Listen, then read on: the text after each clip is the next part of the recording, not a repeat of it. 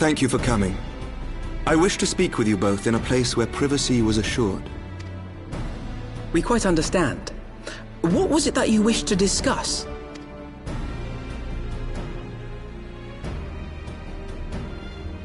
With my father's passing, the seat of the Archbishop lies vacant. And so, in accordance with canon law, I have assumed his responsibilities. I should stress that this is a temporary measure. It was never intended that the Lord Commander of the Temple Knights serve in this capacity indefinitely. Quite the opposite. The statutes specify that I should surrender my powers as soon as a conclave of the senior clergy and the high houses have named a new archbishop. But in light of recent events, that would not seem appropriate. I confess I did not expect you to divulge quite so much quite so soon. The details of the Archbishop's plans, perhaps, but the true origin of the war and all it entails? I too had concerns. But when the Warrior of Light is witnessed returning to the capital upon the back of a dragon, one's options are rather limited. Mayhap I could have concealed certain details, but for how long? And at what risk? Should the truth have come to light in the meantime, how would the people have viewed my silence? After 1,000 years of lies and secrecy, I could not well abuse their trust and hope to be believed. The time for deception has passed. I only wish the people agreed. That some would deny the truth I had anticipated, but not this many. And among the few who acknowledged that my father had to be stopped, no small number questioned our methods. If they suspect a coup, it will not be long before some turn to violence. It has already begun, and that on both sides. Men and women of the cloth are being harassed in the streets. Some have even been assaulted in the brew. Hilda and her people have formed a watch to help us maintain order. But such measures will not prevent the unrest from spreading. For all our talk of peace, the people remain frightened and confused. For their sake, we must bring the Dragonsong War to a definitive end. And we should be glad to help you, Sir Emmerich. But what precisely would you have us do?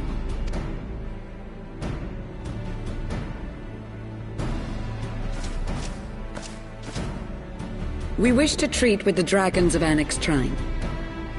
To that end, I would trouble you for an escort and an introduction.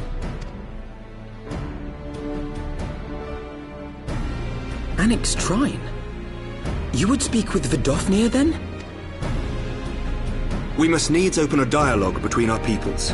Acting as my representative, Lucia will extend an invitation to their leader, that she might visit us here in Ishgard. Were she still with us, I would of course have beseeched Isel's assistance in this matter. But as she is not, I must ask that you aid us in her stead. Will you do us this favor?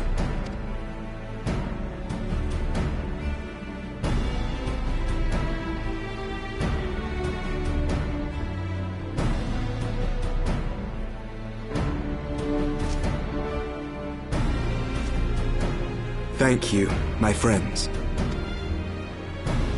Lucia, I leave the rest to you.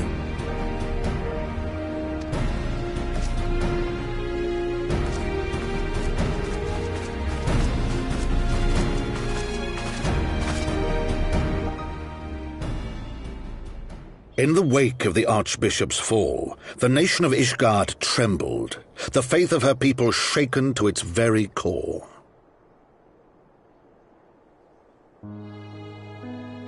For 1,000 years had they fought and died, certain of the justice of their cause, only to be told that their holy war was born of the sins of their forefathers. What then for those brave men and women, thus stripped of their righteousness but to despair, to deny the truth and decry its speakers?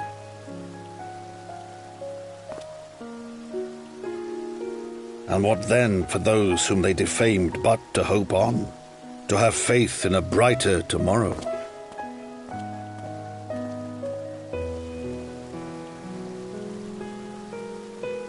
A tomorrow in which man and dragon might live together in harmony, then as distant as the very stars in the heavens.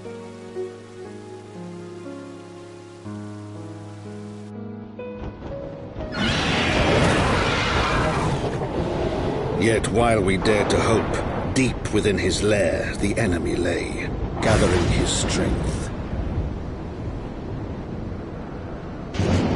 Nidhogg, now possessed of his 2 eyes and the body of the Azure Dragoon, prizes to which he had laid claim at the very hour of the hero's triumph.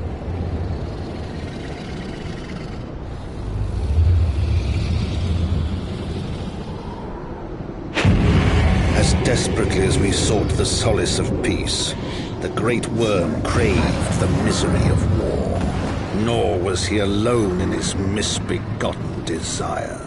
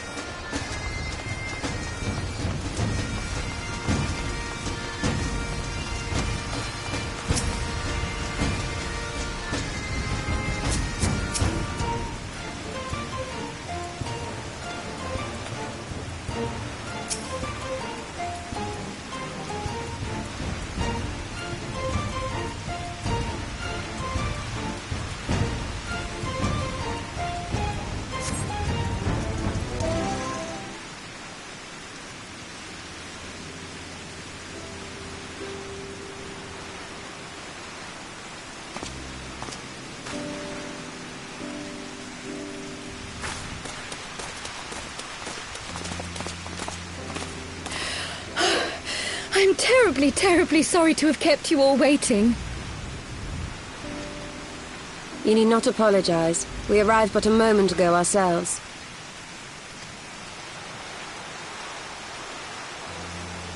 Pray, allow me to introduce Kryle, who has recently come from the Sharlayan motherland. She has generously offered to assist us. Oh, please, think nothing of it. A trip to Eorzea was long overdue. You must be the Warrior of Light. Yes, you certainly do look the part. A pleasure to meet you at last, sir. And who is that I spy but young Alpha No Levieur himself? I dare say someone's grown an ilm or two in my absence. Or are those lifts in your boots?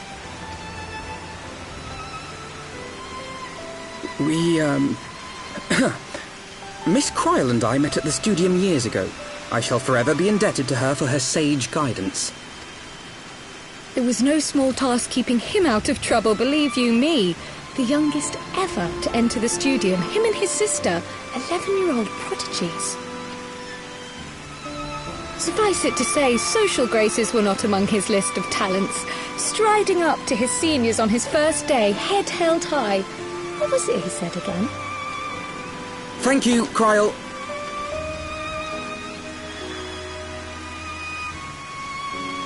For what? I haven't finished yet.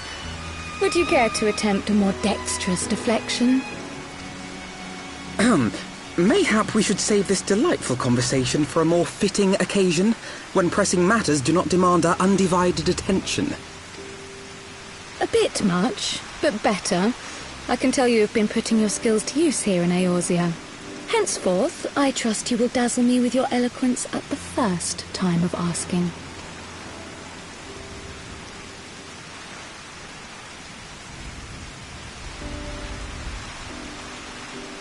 Right, on to more pressing matters. Finding Minfilia and the other missing scions. I gather you have new information to share with us. A new approach, actually. Tataru recounted the tale of your escape, and it gave me an idea. Simply put, assuming Thancred left some manner of trail when you whisked him away, as is almost always the case with teleportation magics, I am confident I can find and follow it. Then what are you waiting for? The wherewithal to do it. The fact is, my abilities aren't quite up to the task. Not in themselves, anyway. If I had Master Matoya's crystal eye, on the other hand... Then let us all call on her forthwith. I think it best you explain your plan to her in person.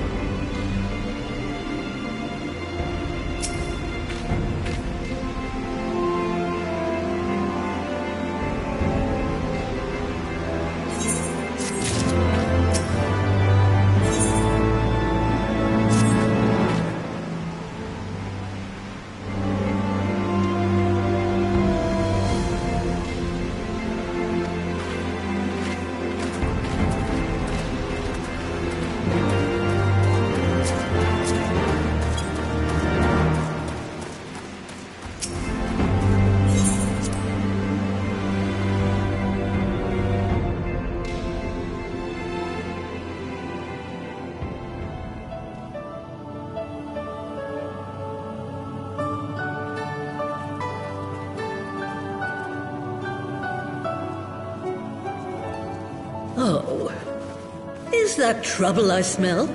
Or did you forget to wipe your boots on the way in? Forgive us, Master Matoya. We will be sure to wipe them on the way out.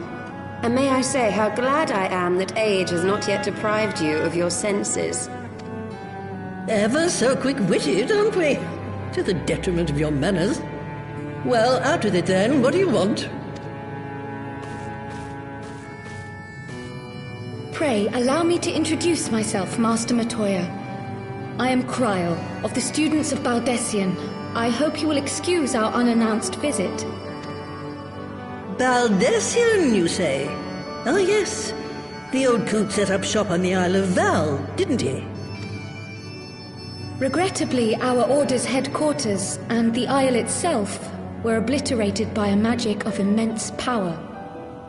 I have the blessing of light to thank for my own preservation. Cryle, you too possess the Echo. Well, yes, of course I do. Our order is devoted to uncovering the mysteries of Hydaelyn and interpreting her will, particularly through the study of her gift to us. It was in the course of these studies that I met and subsequently befriended Minfilia. She and I have rather a lot in common. I had no idea. You weren't supposed to. Not that I wanted to deceive you, you understand, but precautions had to be taken. Yes, that's all well and good, but you still haven't told me why you're here. The students of Baldessian are gone, and there is naught I can do to change that. But the science of the Seventh Dawn can yet be restored, and my dear friend found. You have in your possession an ancient crystal of light, one you call your crystal eye. I believe I can use it to focus my abilities and locate one of the missing scions. And there I was, thinking you might want to make use of my years of experience. Oh, wait here.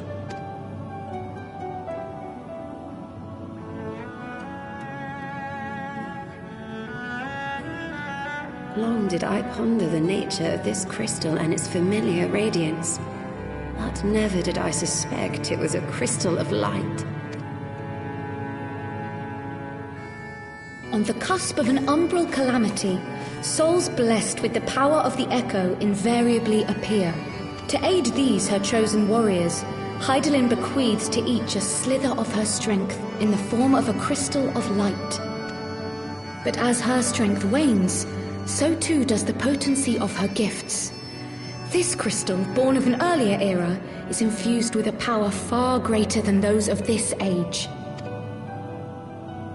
You could travel the length and breadth of the land and not find a crystal even a fraction as pure. Its value is beyond measure, as are the risks inherent in its use. No two manifestations of the Echo are alike. I, for example, can converse with beings of every shape and size, excepting beasts, contrary to what others would have you believe. Language has nothing to do with it, of course. Rather, I am sensitive to the whispers of the soul. Their intent, their very essence even, the traces of which served to guide the elementals to Y'shtola. Far-fetched though it may sound, I believe that with your crystal eye, I may be able to pick up where they left off and follow the remaining trail to Thancred. That is, if I have your permission.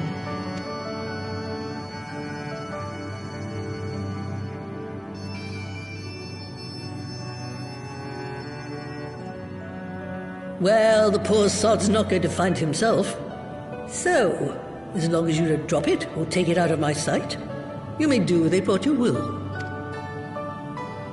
Thank you, Master Matoya.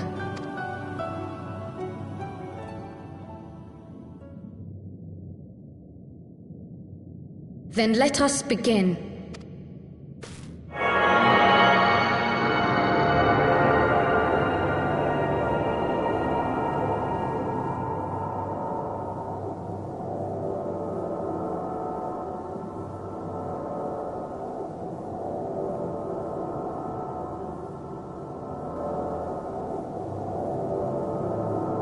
From the Black Shroud, the trail continues to the north and west, towards a mountain, the foot of Som Al. It was a near thing, but he was not deposited within the rock. I think.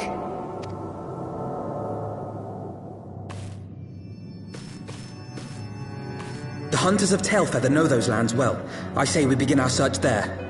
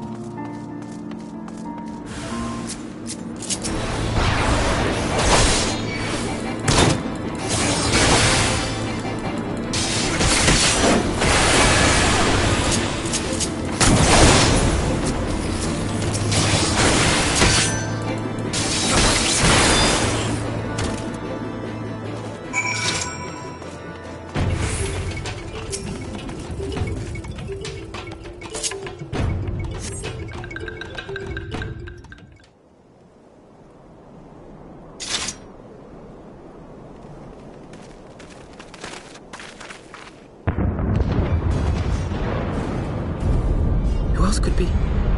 Thancred! It could be Thancred! We must hurry!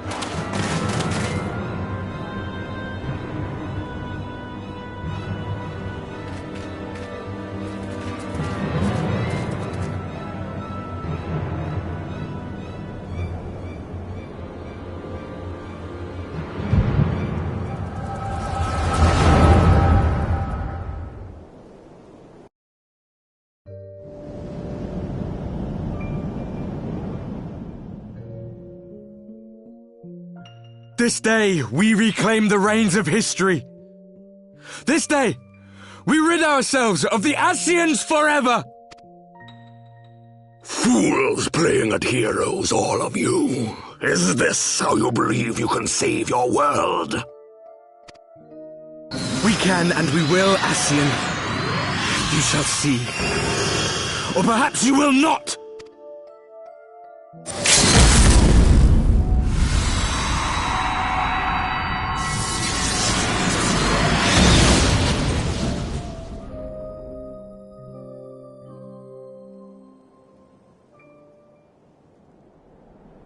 So you are the warrior of light, the savior of Eorzea.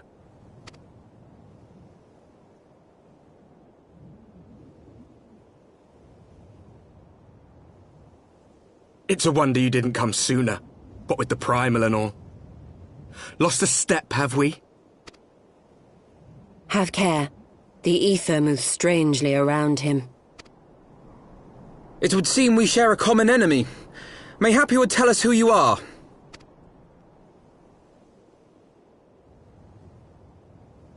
Shall we show them?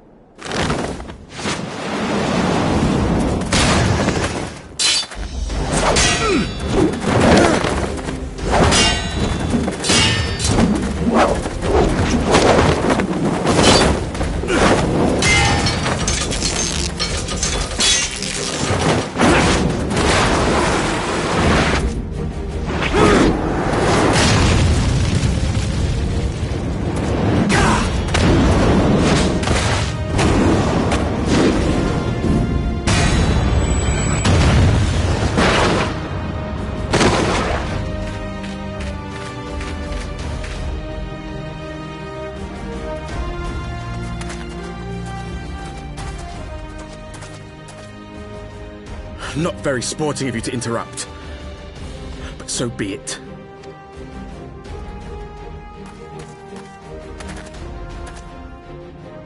Mark well our faces, warrior of light, for we are the warriors of darkness, walkers of a different path, and we shall meet again.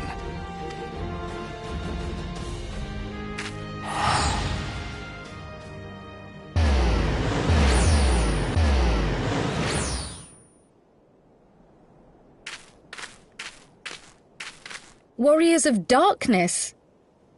Really?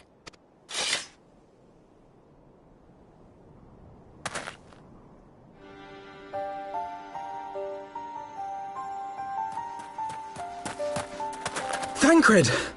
Are you all right?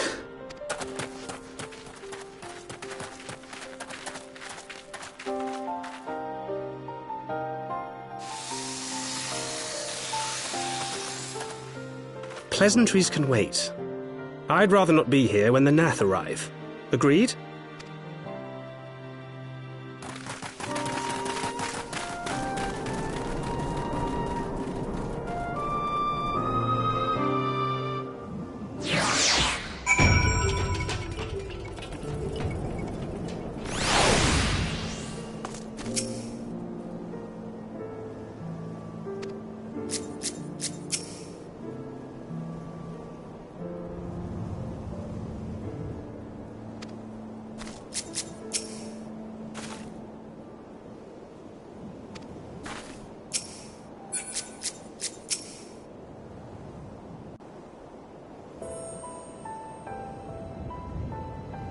Suffice it to say, our reunion was not at all as I pictured it. Waiting until the last instant to join the fray. 'Tis plain you have not lost your appetite for the dramatic. My appetite for the dramatic? Have you forgotten the circumstances of our parting? The heroic last stand, the tunnel filling with light, and then... Had I known you intended to use forbidden magics to deliver me to some god's forsaken wilderness, I would have thanked you in advance. Thancred.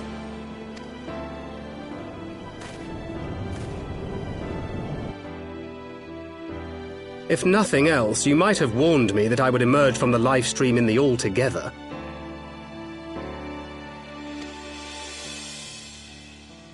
Eventually, I managed to fashion knives from some obsidian I found, and set about hunting for meat and hides. Given that I'm not all that skilled in leatherworking, it's probably for the best that I met the Vath before I was reunited with you.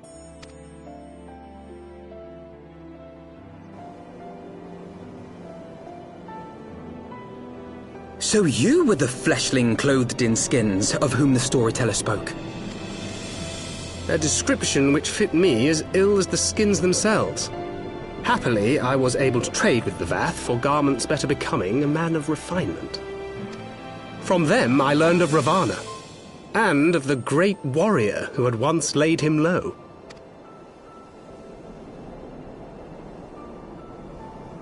And thence did you conclude that were you to track the Primal's movements, it would surely bring you into contact with the Scions once more. It seemed a reasonable assumption. I could think of no one else with your enthusiasm for slaying beastmen gods. Until now, that is. Ah, yes. The self-proclaimed warriors of darkness. 'Tis only fitting that they stand in opposition to the warrior of light, I suppose. I glimpsed the leaders past, if only for a moment. They were confronting a man in black. An Ascian, I think. If these warriors are capable of doing battle with Ascians and Primals both, they must be possessed of powerful protection. Protection not unlike the Echo.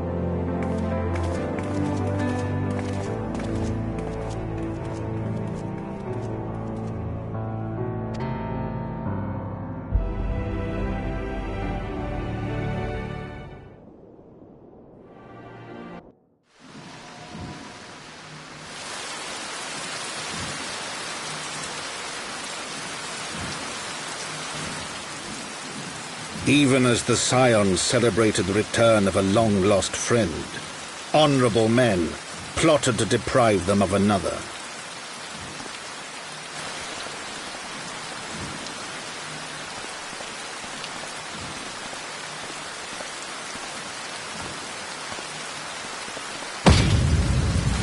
Honorable men, to whom Sir Emeric was no hero but a scheming patricide.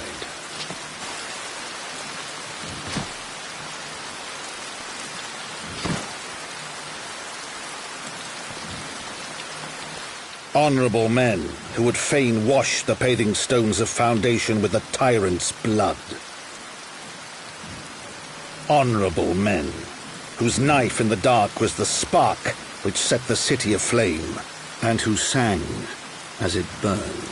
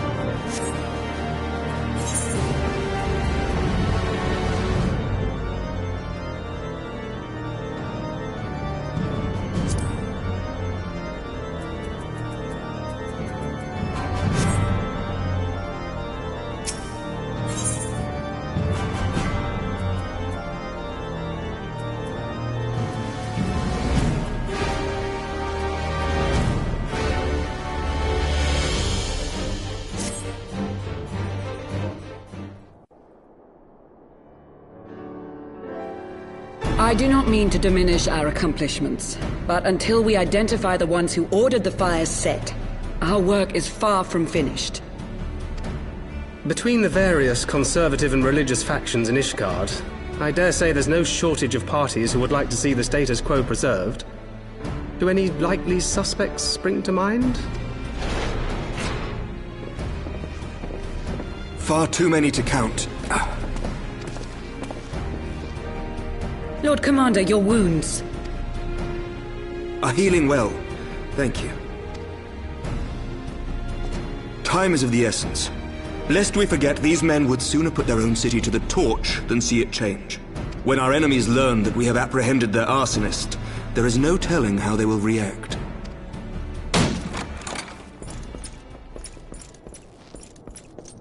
Lord Commander, an armed mob has seized control of the vault. And now we know. Tell us what happened, sir. Spare no detail.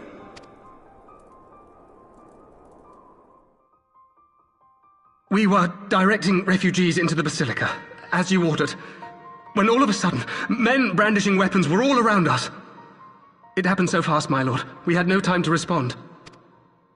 They've taken the refugees hostage and barricaded themselves inside the vault. And they sent you to deliver their demands. They, the true brothers of the faith, demand that a conclave to select the next archbishop be held forthwith. Furthermore, they declare that you, Lord Commander, are guilty of patricide and high treason, and that you must surrender yourself at once to receive of the Fury's judgment.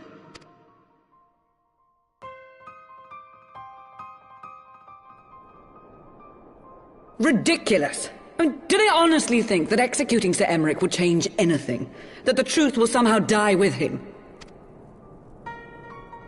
These fundamentalists rage against the passing of the old ways, unable to accept there can be no going back.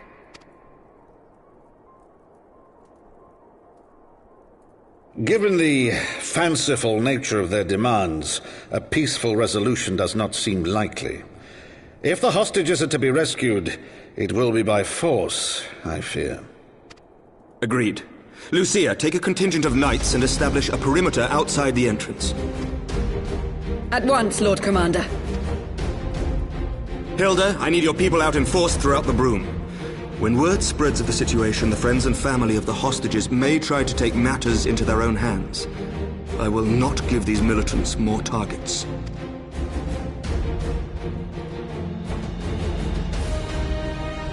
I shall lead the assault on the vault.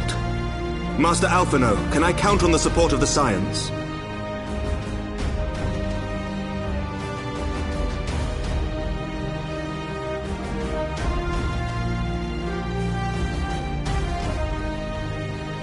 Of course.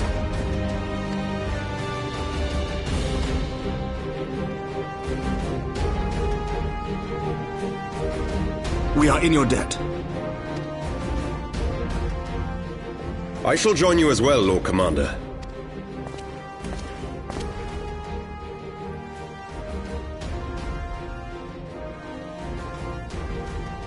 Your assistance is most welcome, Lord Atwarel.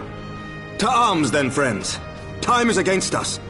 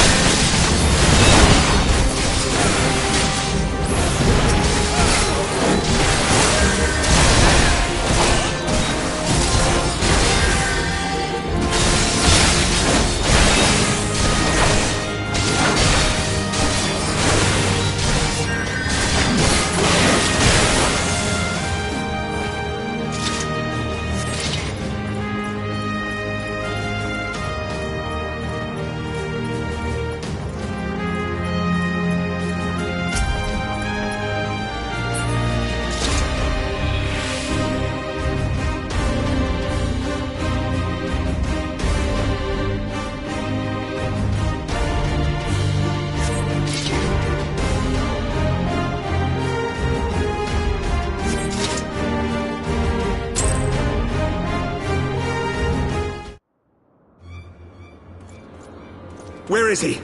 Where is he?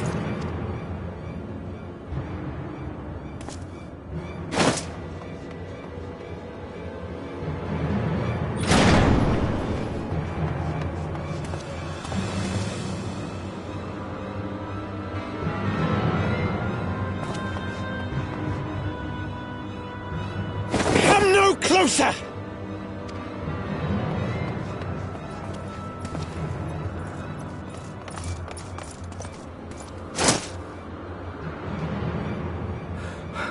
You have nowhere to run. Release the girl and surrender. Surrender to whom? The blasphemer who throws wide the gates to our enemy? Who breaks bread with him and calls him brother? Ungodly swine! I would sooner die than surrender to you. Is it godly to spill the blood of an innocent child? To burn the homes of your brothers? Tell me, priest, is that godly? Do not speak to me of godliness, heathen! Your father's blood is on your hands, as is hers!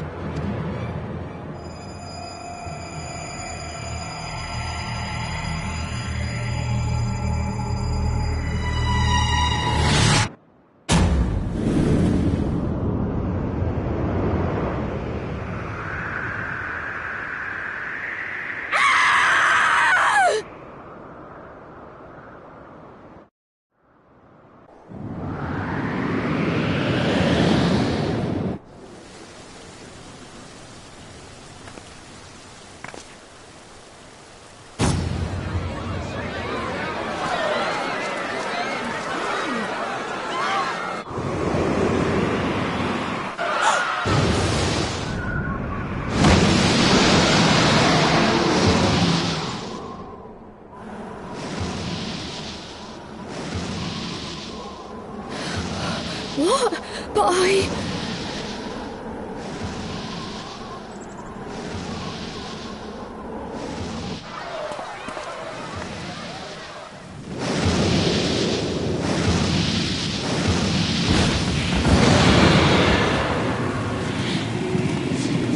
Vidafne!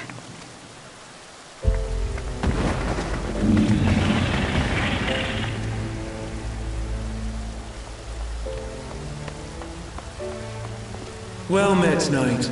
Mayhap I chose an inopportune moment? Not at all. Pray forgive us this most unworthy reception. We are honored to have you with us, and right glad of your aid. Fortune delivered the child unto me. I had but to receive her. Thank you for saving me. Thou art welcome, child.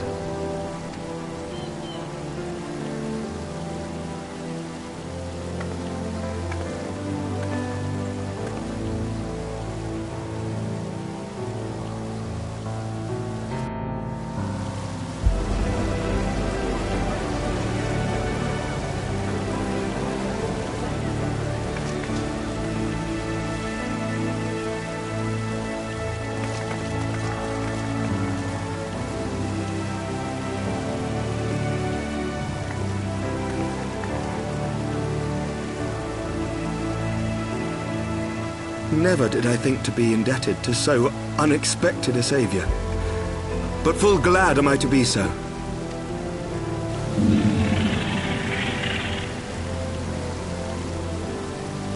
Friend of Izel, warrior of warriors, I had hoped to meet with thee.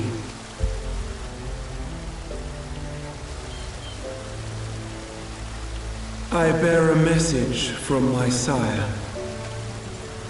From Bracefelder?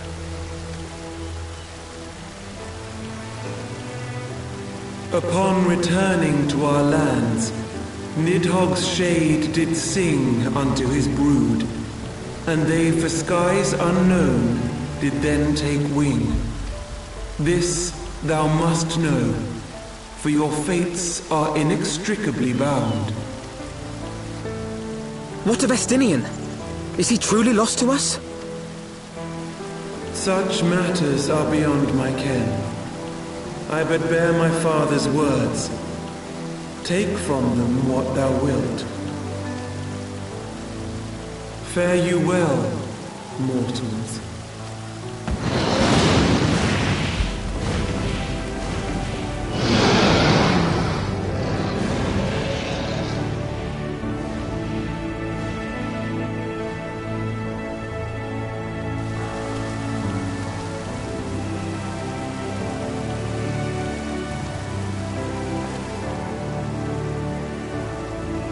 So it is as they say then. A great white dragon swooped down from the heavens to rescue an innocent child. A most unexpected turn of events, but not an unwelcome one. The people will not soon forget this day. Yet how will they choose to remember it, Sir Emmerich? And will these events serve to bring man and dragon closer together, or drive a deeper wedge between brothers? After 1,000 years, the world these men once knew is changing, and with ungentle swiftness to boot. Though their actions are misguided, their sentiments are only to be expected. You may be sure that others will rally to their cause. I share your desire for lasting peace with the Javanians, I do. But I would not see it built on the bones of our countrymen, nor on our own.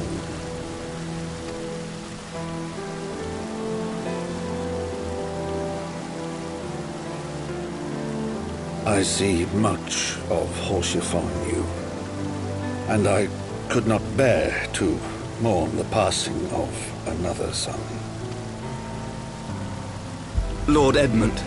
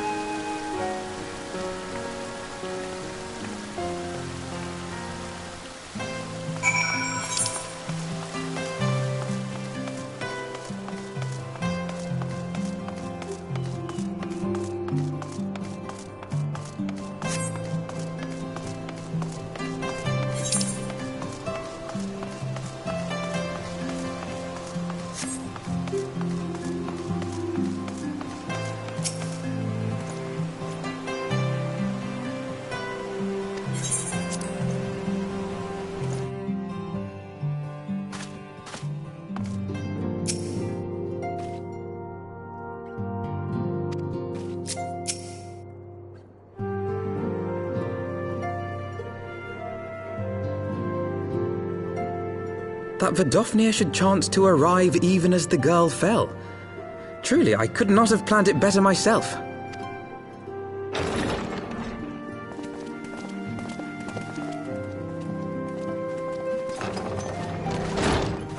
Ah, good.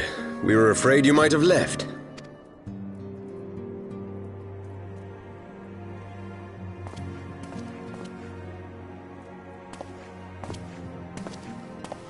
A shield, my lord? Fit for a true knight. An expression of our gratitude to you and yours, long overdue.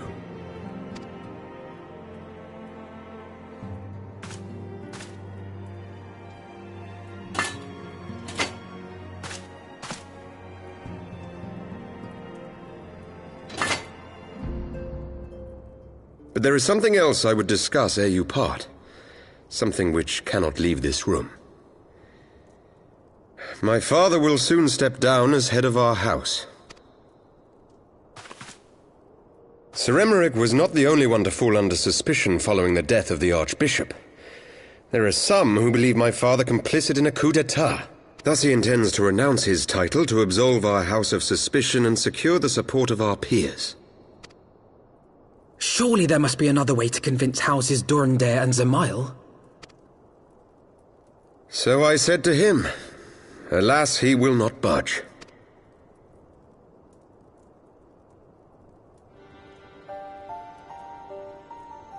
Ever since I was a child, I knew that I would one day succeed my father.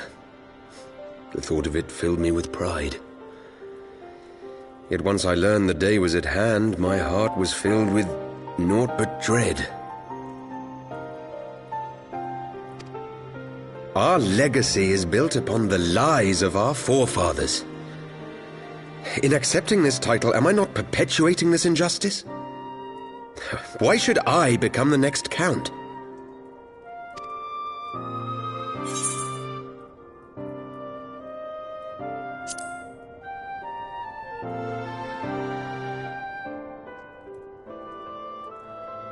You sound just like him.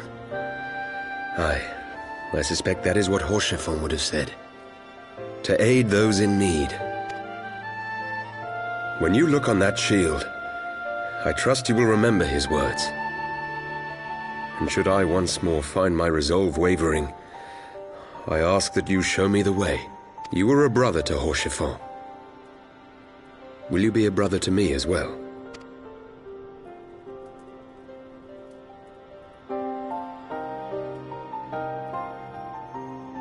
Come, Manelaine.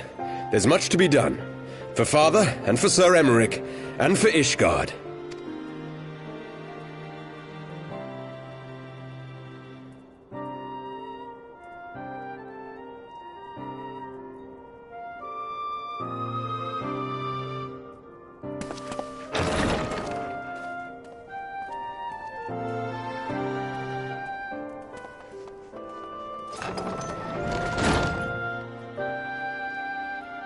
To think we share the same blood. Pray excuse us.